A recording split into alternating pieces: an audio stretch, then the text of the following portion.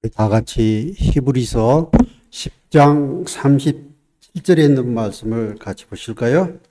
히브리서 10장 37절에 있는 말씀입니다.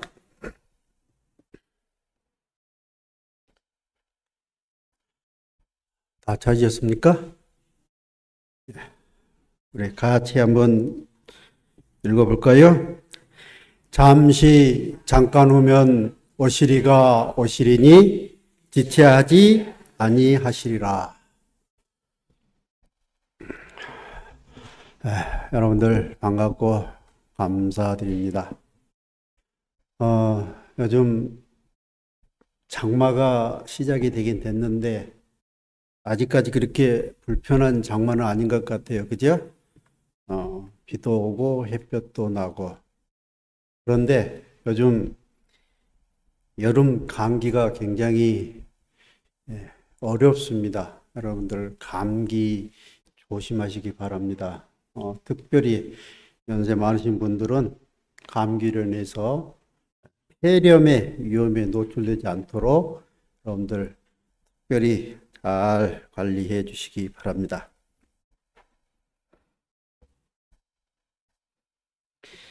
여러분들 집에 손님이 오신다면은 즐겁습니까? 아니면 다른 생각도 있습니까? 손님에 따라서 다르죠, 그죠? 예. 이 입꼬리가 올라가게 하는 손님도 있고, 머리를 싸매야 될 손님도 있고, 그죠? 특별히 이 여름 손님은 뭐보다 더 무섭다고요? 여름 손님은 호랭이보다 더 무섭대요.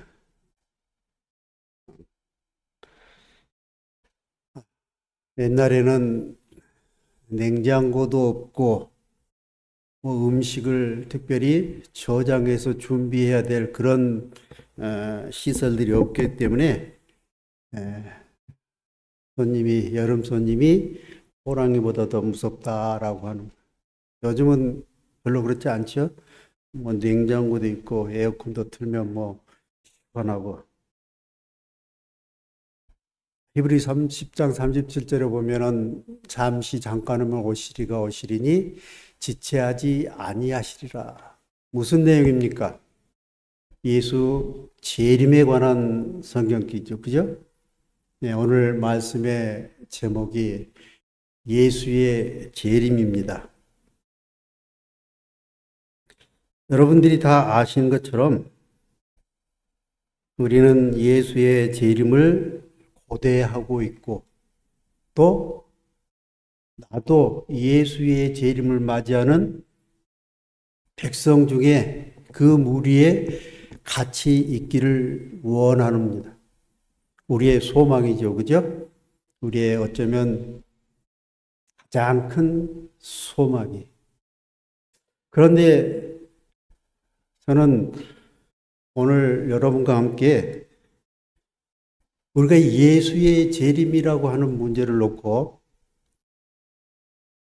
예수님 오시는 게 정말 기쁜 일인지 아니면 슬픈 일인지 한번 생각해 보려고 합니다. 여러분들 예수님 오신다는 거 예수의 재림이 다들 기쁩니까? 6분만 대답했어요. 다른 분들은 기쁠 것 같기도 하고 슬플 것 같기도 하고 그렇습니까? 4분 대답했어요. 나머지 분들은 슬플 것 같기도 한 것 같기도 하고 아닌 것 같기도 하고 그렇습니까?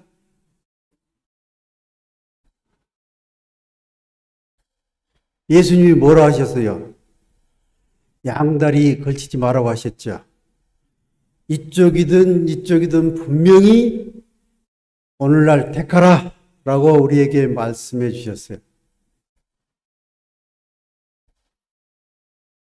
오늘 우리 사회 보시는 집사님이 여러분들 얼굴을 뵈니까 좀 웃어야 될 필요성이 있다라고 말씀하셨는데 제가 또 그 웃는 얼굴에 초를 치고 있죠. 기쁠 일일까 슬플 일일까 잠시 고민하게 만드는 그런 일들을 여러분에게 말씀드리고 있습니다. 예수의 재림 누구와 함께 맞이하고 싶은가?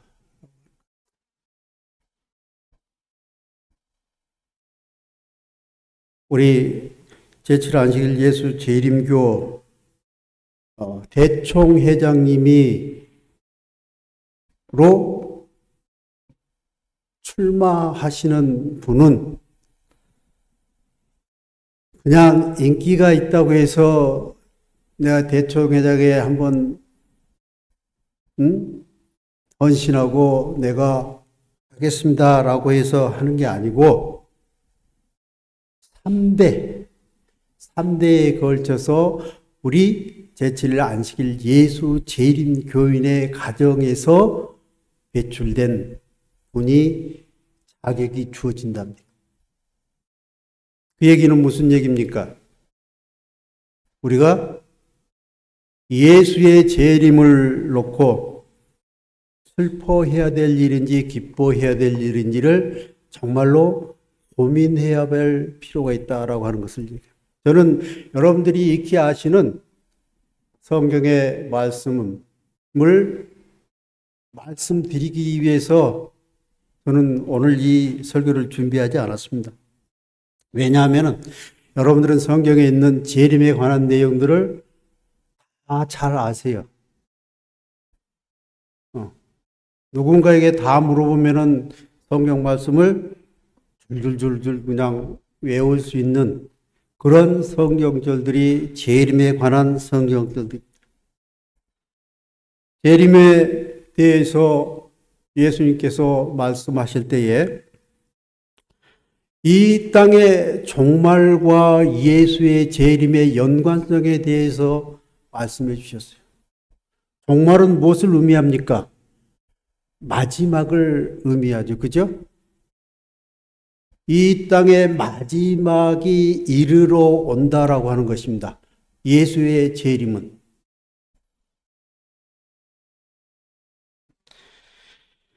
사람들이 세상에 임할 일을 생각하고 무서워함으로 기절하리니 이는 하늘의 권능들이 흔들리겠습니다. 라고 누가복음 21장 26절에 말씀해 주셨어요. 예수의 재림과 함께 이어서 일어난 사건들에 대해서 성경은 많은 말씀을 해주고 계십니다.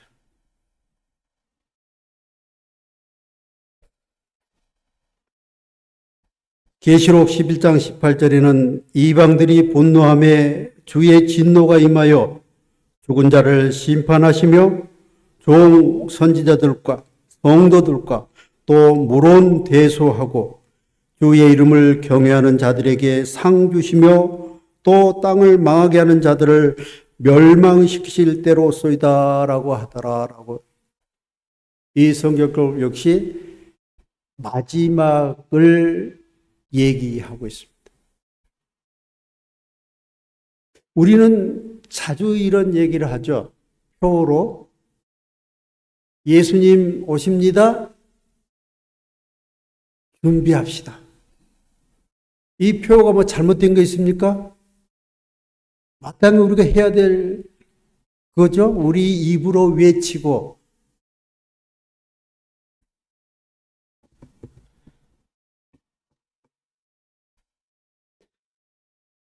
예수의 재림은 예수의 재림 이후에 있을 또 다른 사건이 있지 않다라고 하는 것입니다. 예수의 재림이 마지막 사건일 것이다 라고 하는 것입니다.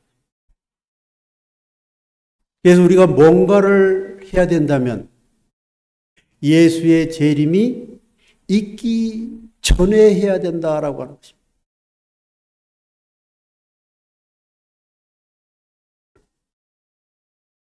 성경에는 예수의 재림에 대한 이야기를, 예수의 재림에 대한 약속을 사람이 고안해낸 사건이 아니다라고 베드로서 1장 16절에 분명하게 얘기합니다. 우리 주 예수 그리스도의 능력과 강림하심을 너희에게 알게 한 것이 공교히 만든 이야기를 쫓은 것이 아니요 우리는 그의 크신 위엄을 친히 본 자라. 성경의 많은 이야기 속에서 한 이야기가 아니다라고 하는 것. 분명히 이루어질 하나님께서 친히 말씀하셨고 그 일을 분명히 이루시리라라고 한 어떤 설교가가 얘기한 것이 아니고 어떤 인기 있는 목사님이 얘기한 것이 아니라 그 사람들이 만들어낸 이야기가 아니다라고 하는 하나님께서 친히 말씀하셨고 하나님께서 친히 그 약속을 지키시리라. 자, 그렇다면 예수님께서 이 땅에 오시는 재림의 목적은 무엇인가? 재림의 목적. 물론 그 중에 하나는 우리가 분명히 얘기할 수 있는 것은 예수님께서 누구를,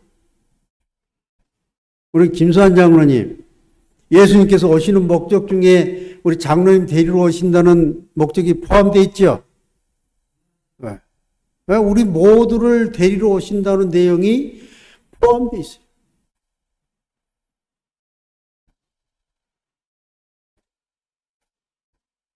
성경에는 여러 성경을 말씀을 할애해서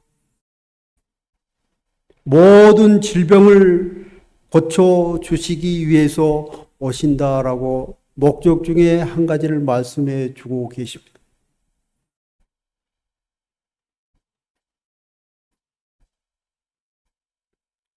겁내는 자들에게 이르기를 너는 굳세게 하라. 두려워 말라. 보라 너희 하나님이 오사 보수하시며 보복하여 주실 것이라. 그가 오사 너희를 구원하시리라 하라. 그때에 소경의 눈이 밝을 것이며 귀머거리의 귀가 열릴 것이며 그때에 저는 자는 사슴같이 뛸 것이며 봉우리의 혀는 노래하리니 이는 광야에서 물이 솟겠고 사막에서 시내가 흐를 것입니다. 예수님이 오시는 목적은 죄로 인해서 망가뜨려진 것들을 회복시키시기 위해서 오신다라고 하는 것입니다. 그 중에 저와 여러분이 포함되어 있다라고 하는 것입니다.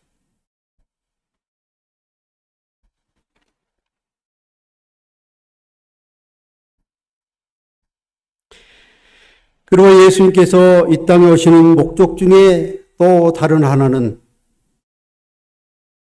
죽은 자를 살리시기 위해서 오신다라고 말씀하셨습니다. 예수님 오시기 전에 하나님을 믿고 하나님의 백성으로 살아가다가 잠자는 사람들을 다시 일으켜 세우시기 위해서 예수님께서 오신다고 말씀하셨어요. 주께서 호령과 천사장의 소리와 하나님의 나팔로 친히 하늘로 쫓아 강림하시리니 그리스도 안에서 죽은 자들이 먼저 일어나고. 자, 그렇다고 하면 여러분들 죽는 게 우리가 염려해야 될 일입니까? 한 번 더 내다봐. 우리가 죽는 게 염려해야 될 일이에요? 에스더 왕후가 이 성경절을 하나님의 말씀을 믿고 죽으면 죽으리다라고 그렇게 했을까요?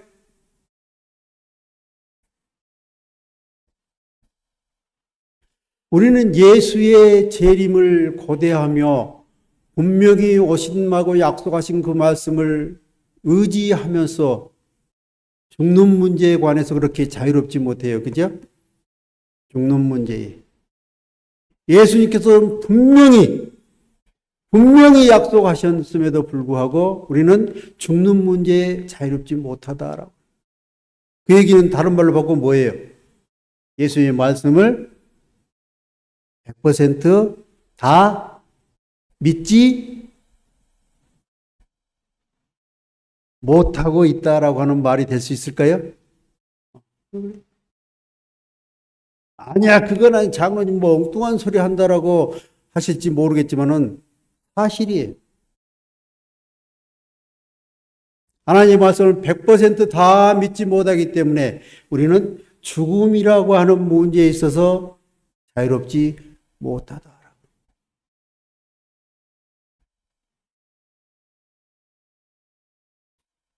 예, 둘째 아이가 이렇게 얘기를 해요. 제 둘째 아이가 회사에서 이제 아직 나이는 어리지만 관리자의 역할을 하고 있는데 그 일 처리하는 일에 대해서 몇 번씩 가르쳐 주고 해도 늘 실수를 한다라고 하는 거예요. 아니, 이게 아주 뭐 특별한 일도 아니고 가르쳐 주지 않아도 다 해야 될 일인데 그럼에도 불구하고 잘못된 일을 가르쳐 주고 하는데도 그런 일이 계속 일어난다라고. 그래서 자기 일을 하면서 그 일들까지 하려고 하다 보니까 날마다 야근을 해야 된다라고 하는 거예요. 그래서 그런저런 얘기하다가 제가 우리 아이한테 이런 얘기를 했어요. 야, 우리가 하나님을 믿는 사람들이 하나님은 능력이 많으신 분이고 하나님은 못하시는 일이 없는 분이라고 거룩한 분이라고 우리가 하나님에 대해서 이야기를 하는데 왜 우리는 사람은 변할 수 없다라고 말을 할까? 하나님은 죽은 자도 살리시고 없는 것도 만들어내시고 말씀 하나로 그 모든 일을 다 하시는 그런 분이라고 우리가 하나님을 이야기하면서 왜 한 사람의 성격과 한 사람의 품성도 하나님은 고치지 못하시는 분으로 우리가 얘기하느냐라고. 차라리 하나님은 거룩하신 분이라고 얘기를 하지 말든지 둘 중에 하나를 해야 되는데 하나님은 거룩하신 분이라고 분명히 얘기하면서 한 사람의 성격도 사람은 고쳐지지 않는다라고 이야기할까? 그랬더니 우리 아이가 아빠 정말 적절한 비유네.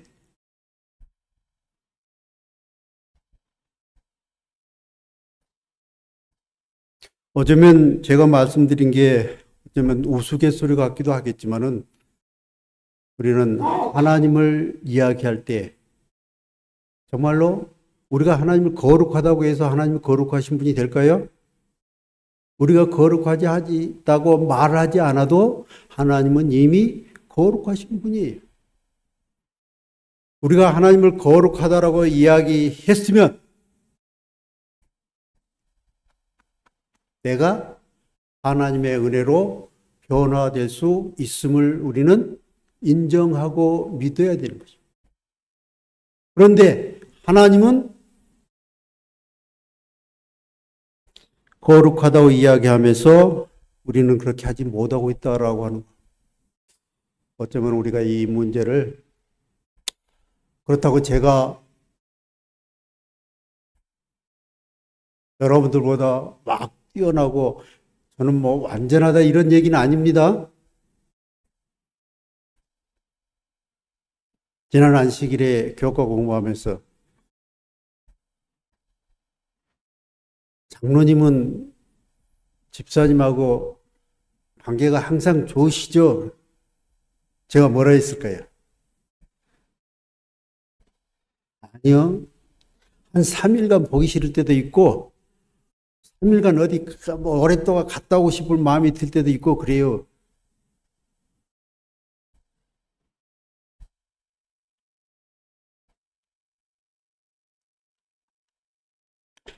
제가 왜 이런 말씀을 드리냐 하면은 저와 여러분이 재림에 대해서 하나님께서 말씀하신 것을 모르기 때문에 말씀드린 것이 아니고,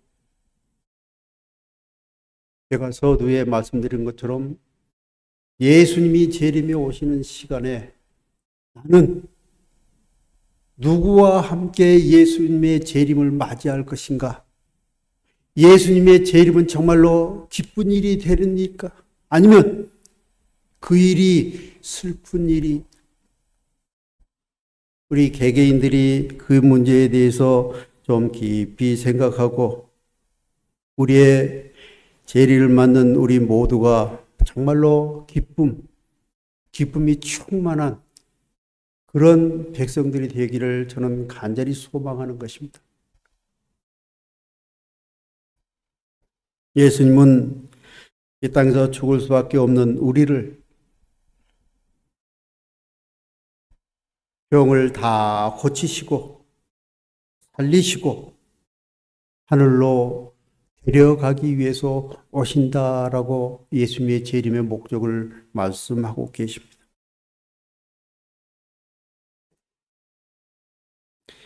그 후에 우리 살아남은 자도 저희와 함께 구름 속으로 끌어올려 공중에서 주를 영접하게 하시리니 그리하여 우리가 항상 주와 함께 있으리라. 예수님의 재림하시는 목적은 온통 저와 여러분들에게 있습니다.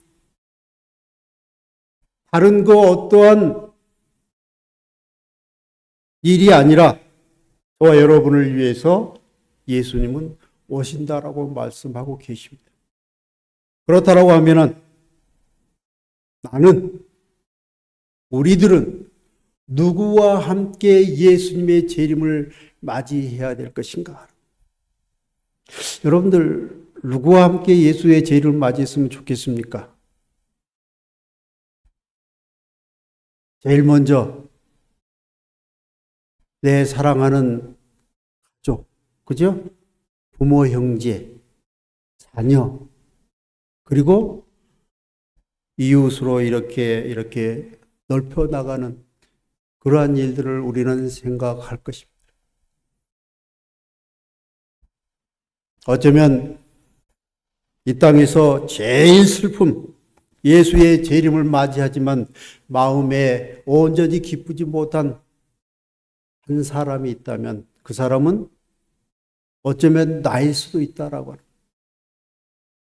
내 부모, 형제, 내 가족 중에, 내 자녀 중에 예수의 재림을 함께 맞이하지 못한다라고 하면은 우리는 온전히 기쁨 없습니다. 그렇다라고 하면은 예수의 재림이 이루어지면은 그 이상, 더 이상 우리가 해야 될 일은 아무것도 없습니다. 그래서 우리는 예수의 재림이 이르러 오기 전에 내가 해야 될 일을 해야 되는 것입니다. 더 이상의 시간과 기회는 없다라고 하는 것입니다. 예수님은 우리가 주님의 말씀에 대해서 100% 충성하고 열심히 일하진 않았지만 그럼에도 불구하고 하나님께서 우리들에게 상을 주시기 위해서 오신다라고 말씀하고 계십니다. 보라, 내가 속히 내가 줄 상이 내게 있어 각 사람에게 그의 일한 대로 갚아주리라. 이제후로는 나를 위하여 의의 면류관이 예비되었으므로 주 곧 의로우신 재판장이 그날에 내게 주실 것이니 내게만 아니라 주의 나타나심을 사모하는 모든 자에게니라. 내가 사랑하고 나와 함께 예수의 재림을 같이 맞이했으면 좋겠다라고 하는 그 모든 사람에게 예수님께서 상을 주신다라고.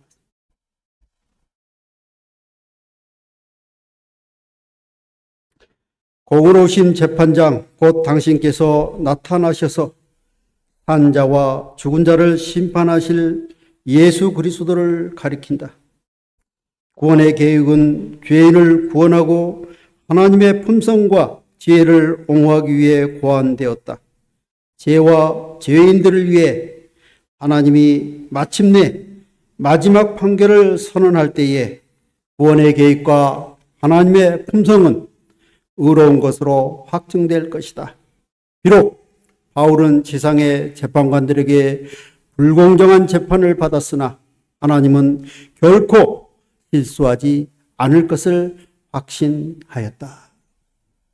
여러분들, 예수님이 이 땅에 오시면 하나님을 믿는 모든 사람 중에 단 한 사람도 빼놓지 아니하시고 하나님께서 말씀하신 모든 일을 다 이루시겠다. 실수하지 않으신 하나님에 대해서 사도 바울은 이야기하고 있습니다.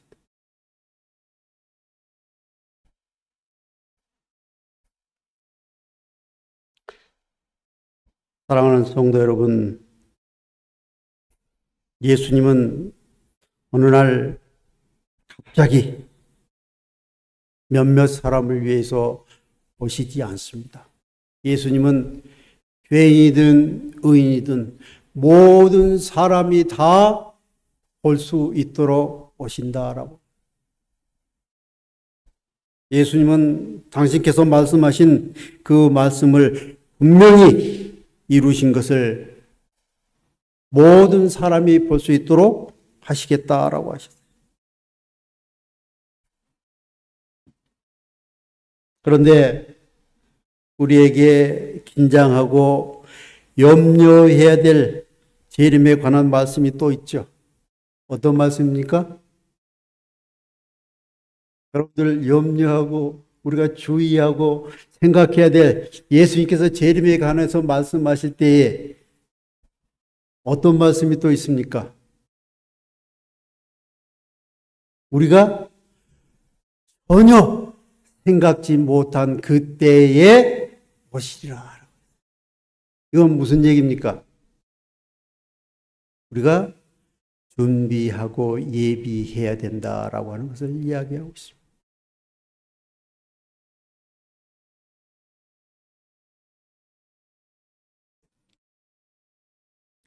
이러므로 너희도 예비하고 있으라. 생각지 않은 때에 인자가 오리라. 그리스도가 오는 연월일시를 결정하려는 것은 어리석은 일이다. 그리스도인들에게 그 시간을 아는 것이 필요하고 바람직한 일이었다면 하나님이 알려주셨을 것이다. 그러나 그 사건이 임박한 때를 알 수 있도록 충분한 말씀이 계시되었다. 그리스도인들은 때가 임박한 것을 알기 때문에 경계하고 준비하라는 분부를 받는다.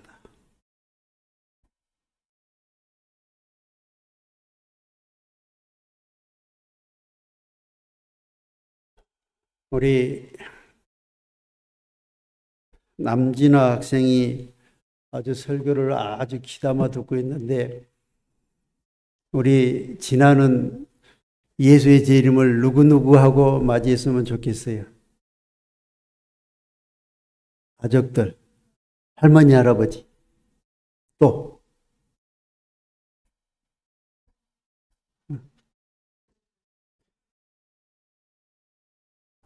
여러분들, 우리 모두는 예수님을 믿고 하나님의 말씀을 따르는 이 무리 속에 속해 있어요. 우리는 어느 장로가, 어느 집사가, 어느 성도가 재림에 관해서 혹 염려해야 할 대상이 아니라 우리는 마땅히 예수 그리스도의 재림을 기쁨으로 맞이하지만 또 우리 곁에 그 누군가도 우리와 함께 기쁨으로 예수의 재림을 맞이해야 되겠다 하는 그 사람이 나에게 있었으면 좋겠다 라고 생각하시고 그 사람들이 우리와 함께 기쁨으로 예수의 재림을 맞이할 수 있도록 우리가 뭘 해야 되겠습니까? 전도해야 되겠죠. 그죠? 요즘 하나님을 믿는 방법과 하나님을 전하는 방법과 또 교회에서 신앙을 계속해서 연결해 나가는 모든 일들 중에 모든 일들이 예전과는 많이 달라졌어요. 그죠?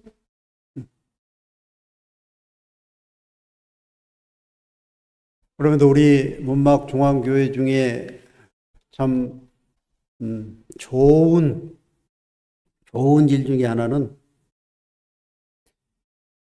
예배 시간이 시작되기 전에 오래전부터 교회에 나오셔서 예배를 드리기 위해서 준비하는 모습들이 이 교회에 있다라고 하는 것은 얼마나 아름다운 일인지 모르겠어요. 이제 찬미를 하고 기도자가 기도를 하려고 하는데 우르르 몰려오는 그런 교회가 아니고 마음의 준비를 하며 하나님을 찬양하고 하나님께 예배할 수 있도록 준비하는 교회, 참 좋은 교회, 멋있는 교회. 우리는 이러한 일들뿐 아니라 우리가 신앙하면서 마땅히 해야 될 그리고 예수 그리스도의 재림을 고대하며 기다리는 우리는 마땅히 해야 될 일들에 대해서 즐거운 마음으로 그 일을 할 때 우리는 나뿐 아니라 내 가족뿐 아니라 내 이웃도 함께 예수의 재림을 기쁨으로 맞이하는 그런 사람들이 될 수 있을 것입니다. 이제 갈수록 전도하기가 힘들고 말씀을 전하는 일이 힘듭니다. 그렇다고 하면은 말씀을 전하고 전도하기에 앞서 내 마음이 기쁘고 내 마음이 즐거운 신앙을 먼저 해야 되는 것입니다. 그러면은 그 나머지 일은 하나님께서 책임지시고 인도하실 거예요.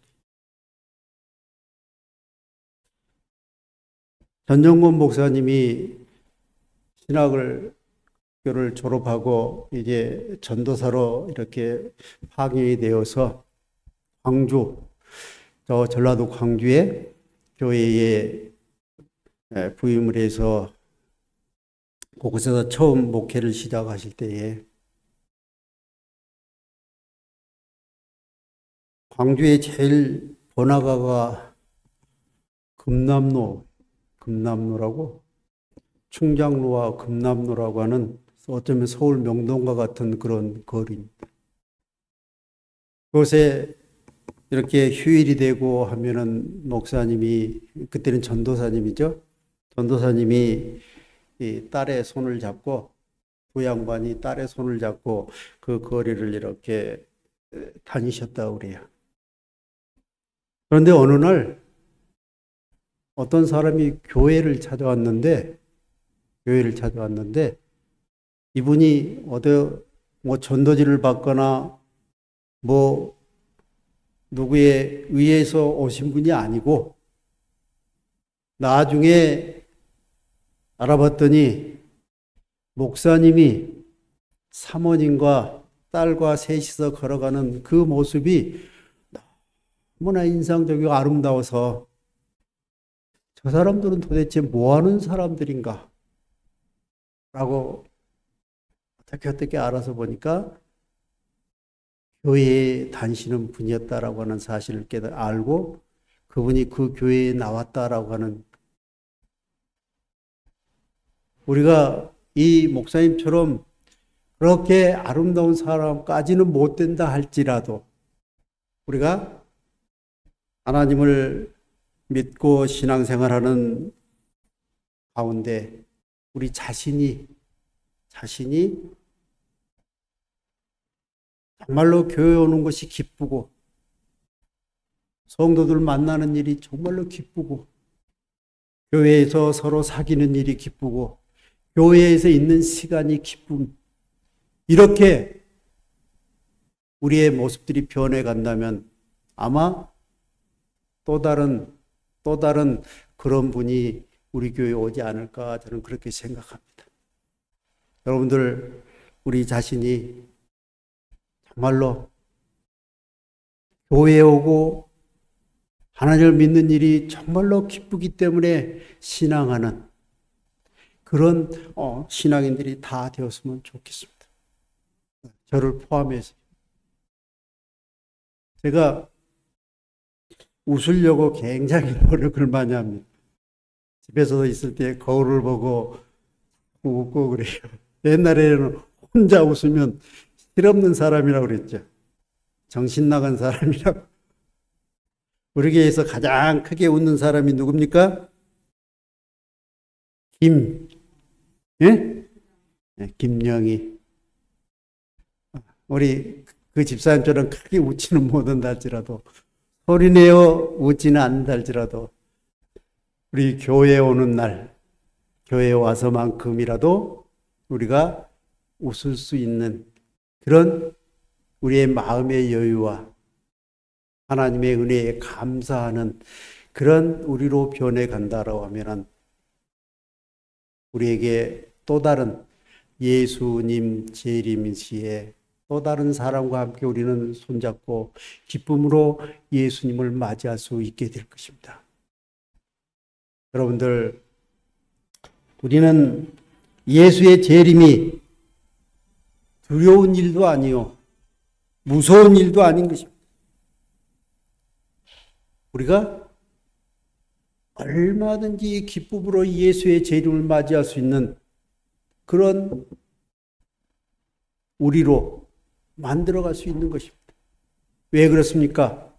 하나님께서 우리를 도우셔서 나로 하여금 그런 사람이 되게 인도하시기 때문입니다. 여기 주의하라, 깨어있으라 라는 경고는 이 장에 거듭되는 주제를 구성한다. 경성함의 중요성을 설명하기 위하여 예수는 6가지의 비유를 말씀하셨다. 여기에는 한 줄로 압축된다. 첫째, 마가복음 13장의 34절 37절의 문지기의 비유를 통해서, 두 번째로 43절과 44절의 집주인의 비유를 통해서, 세 번째로 충성스러운 종과 불충성한 종의 비유를 통해서, 열천의 비유를 통해서 달란트의 비유와 양과 염소의 비유를 통해서 우리가 어떻게 하나님을 믿고 의지하고 신앙생활을 해야 될 것인가, 예수의 재림을 준비해야 될 것인가에 대해서 6가지 비유를 통해서 우리들에게 말씀해 주셨어요. 우리는 다른 건 다 못할지라도 이 6가지의 비유만 잘 생각하고 신앙하면 우리는 절대 실패하지 않는 것입니다.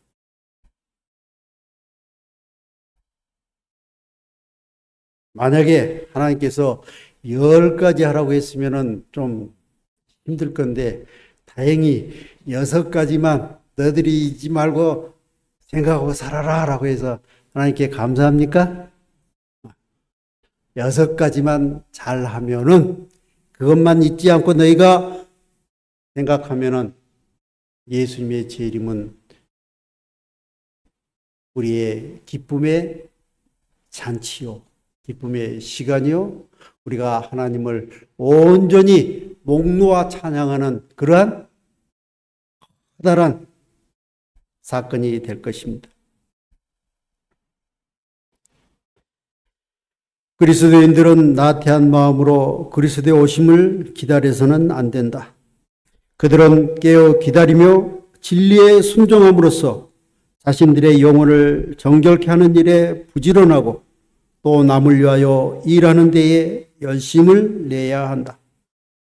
하나님의 날이 도래하기를 고대할 뿐 아니라 촉진시켜야 하는 것은 그들의 특권이다. 여기 시대의 소망 633페이지에 이러한 일들을 하는 것은 너희들의 의무가 된다라고 말씀하지 아니하시고 뭐라고 했어요? 특권이다라고 말씀. 특권.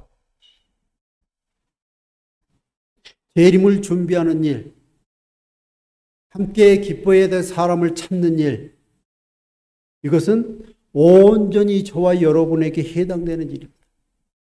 물론 한 영혼을 더 구원하시는 하나님은 얼마나 기쁘시겠지만 그보다 우리들에게 더 중요하고 더 기쁜 일이 될 수 있는 것입니다.